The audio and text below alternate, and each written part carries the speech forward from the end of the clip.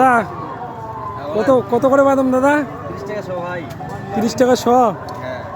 ও এই যে কাঁচা বাদাম কত করে দেওয়া যাবে? কাঁচা বাদাম কত করে নেবেন? কতগুলো নেবেন? 1 কেজি কত দেওয়া যাবে? কেজি 200 টাকা। 200 টাকা না? কম সম রাখা যায় দাদা?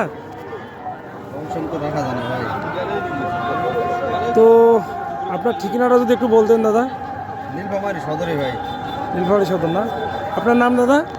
আমার নাম নজরুল। নজরুল। আচ্ছা আচ্ছা।